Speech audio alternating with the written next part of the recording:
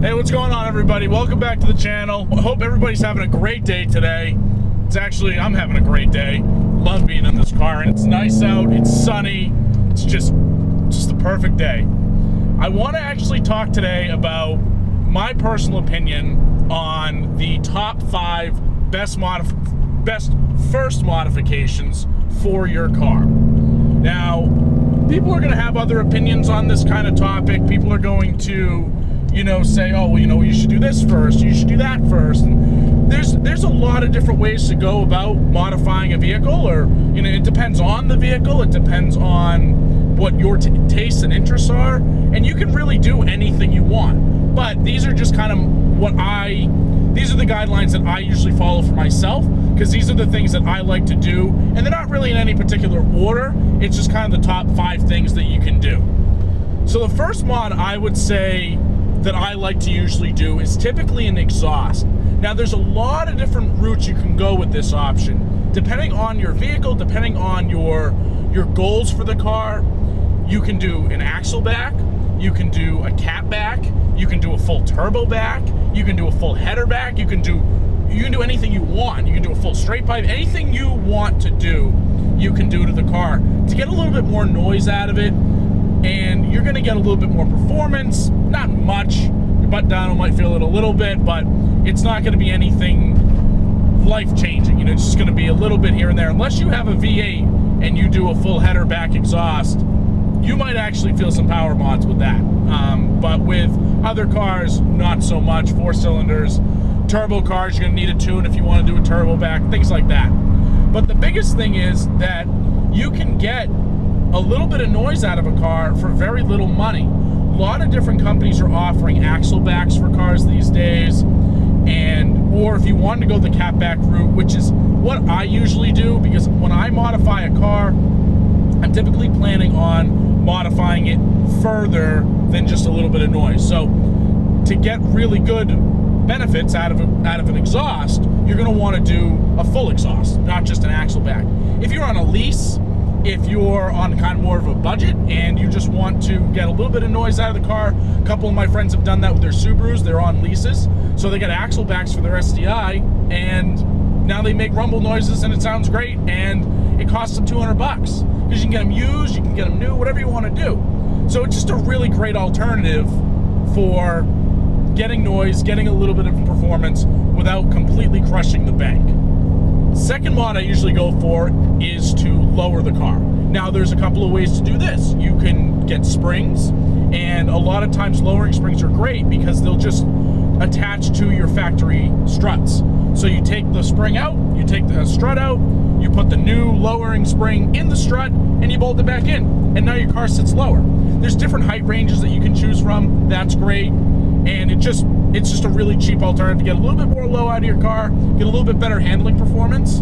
But if you wanted to kind of go one step further, you could actually look into coilovers. Now, coilovers are going to have a wide range of height adjustment. They're typically going to have camber adjustment as well. They're really good if you plan on tracking your car, if you're going for a much lower look, if you're looking for a more aggressive look than just a set of springs. That's when they tend to be a great option. However, coilovers are going to run you a lot more than your typical spring. Springs are usually going to be anywhere in the $200 to like $350 range. Coilovers, depending on your quality, the higher the price, typically the better the quality. Coilovers is going to range anywhere from like Racelands, which are $500, which honestly are not horrible. I know a couple of people that have run them. They don't get a great rep, but if you're looking for a budget build, they're not bad. Or if you want to get into something like what I have on the Subaru, Cusco's, BC Racing, things like that, those are going to run you a lot more money. Those are going to run you above that $1,000 price range. But another great mod when you're first getting into the car. Also, to add to that, so if you have a truck, you could lift it. That's another thing to think about. Or if you have a car and you want to lift it, go for it. I've seen people lift Miatas, Outbacks, any number of cars they've lifted. So if you want to lift it too, that's also another route you can do if you're going for more of that off-roading type of either look, or you actually want to off-road the car if you have a Jeep or something like that. Third thing I'd usually do to the car would be wheels and tires. Now, you're going to want to do this as a package deal because you can't use the wheels without the tires, and you can't use the tires without the wheels.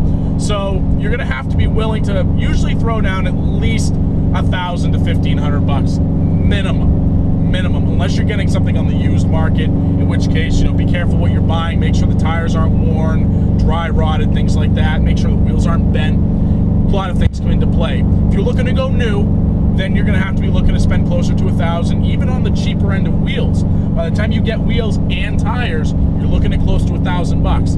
Not a horrible investment. The car's going to look a lot better, and I mean, who doesn't love slapping a new set of wheels on their car? But just some things to keep in mind, that really what your budget is will really determine what you can get for wheels.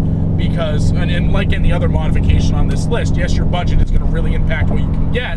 However, wheels are something that you want to be careful about, because if you get really, really cheap wheels, they can crack on you, they can bend, you hit a bad pothole, any number of things can happen. And that's not something that you want to go wrong at 65 miles an hour on the highway. You do not want a wheel to crack on you or to break or shatter, any number of things. So be careful with what you're buying, do your research. There's a lot of different opinions out there, so kind of do your research on what wheel you think would fit your budget best and what wheel you think would be the most reliable for what you'll be using the car for. Fourth thing I would do is the cold air intake. That's a great option. I actually have one on the Honda. It's great. Lets the VTEC loose. It's a nice sound on the Del Sol. I don't have one on the STI, because after doing a lot of research, talking to my tuner, you really don't need a cold air intake on this car until about 400, 450 wheel horsepower. I'm not running anywhere close to that. I'm running right around 300 wheel. So maybe one day if I up to that higher horsepower number, it's something I'll look into. But for right now, it's not something that I really need. So I haven't gone for one. But it is a great option. If you have a turbo car, you're probably going to want to tune on that. If you have a naturally aspirated car, you're going to get a little bit more intake noise, which adds to the fun. It adds to the appeal of driving the car.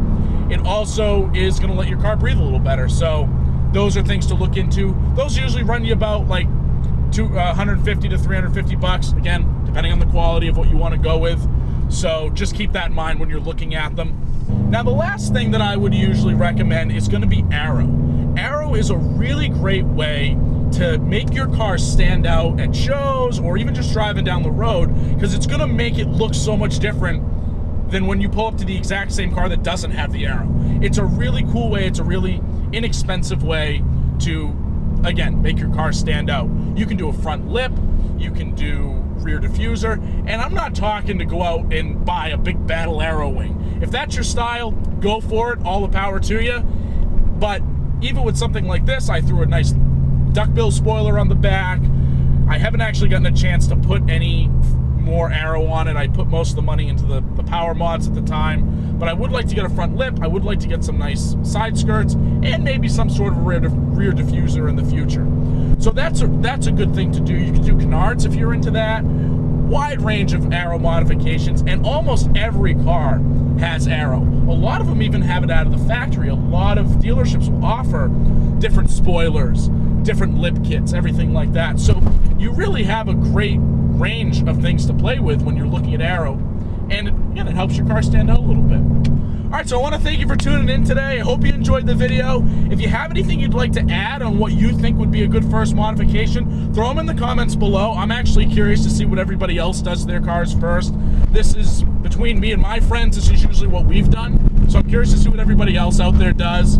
Definitely subscribe, click that bell notification, toss me one of these if you think any of the first mods were good, and I'll see you in the next video. Have a great day. Scooch out.